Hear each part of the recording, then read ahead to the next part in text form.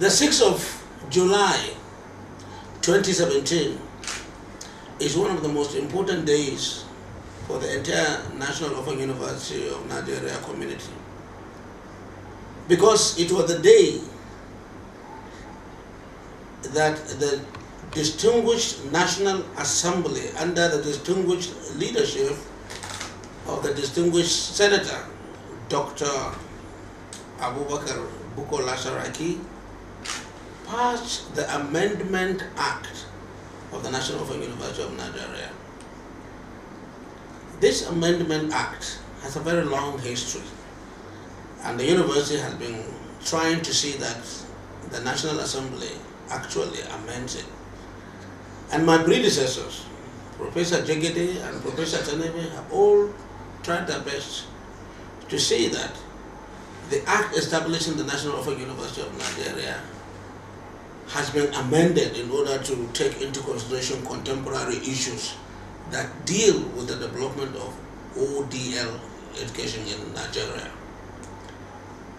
We thank God that during my tenure we have been successful in getting the Act to be amended through the efforts of many people.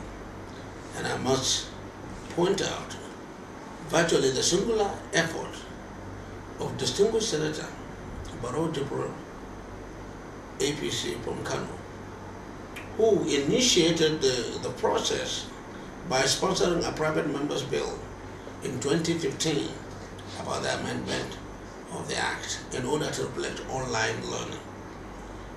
When I became a Vice Chancellor in February 2016, I met him and then we discussed ways in which we can strengthen the Act in order to remove the two key obstacles in the Act that constitute a major stumbling block to allowing our students to go on NYSC who are less than 30 years, as well as go to the law school for those of our students who have finished their degree in law.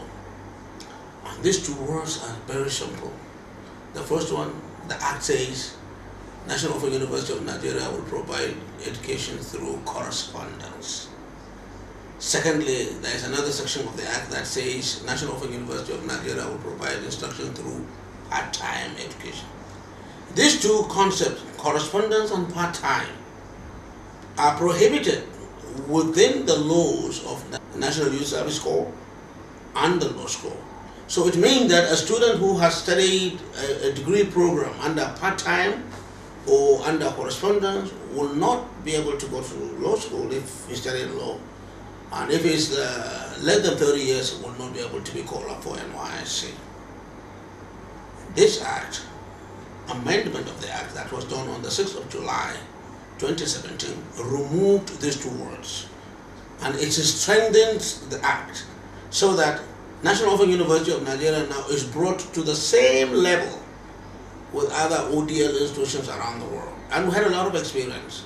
We learned from the International Council for Distant Education, we learned from the African Council for Distant Education, and we learned also from universities like the University of South Africa, where we come up with African solutions to African problems.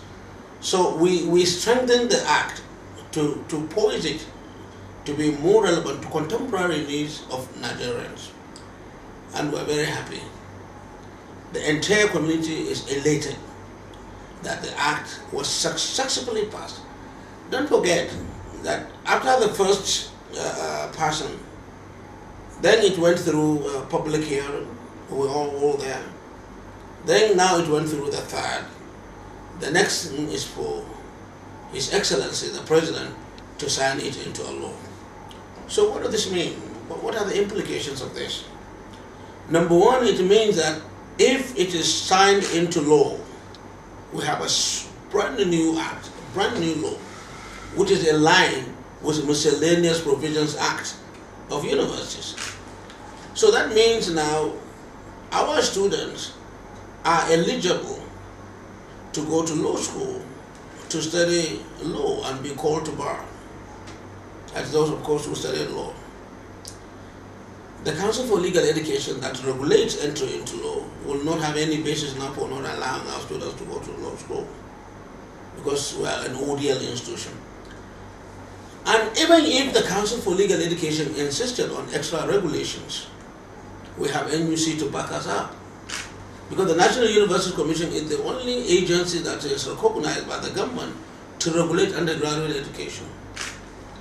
But even then, we made concessions as far as the law school is concerned. We created a dual mode just for law students. We have classrooms in our study centers where the students and the lecturers interact.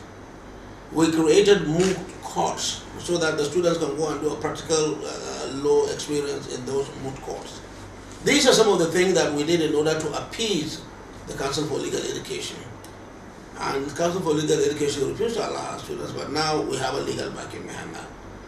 And also the NYSC has refused to accept our students who are less than 30 years because they said that we are part-time and NYSC does not accept part-time certificates for students to go in NYSC. So we thank God that this has happened. The struggle is virtually over. We are now waiting for the reaction of NYSC and the reaction of the Council for Legal Education.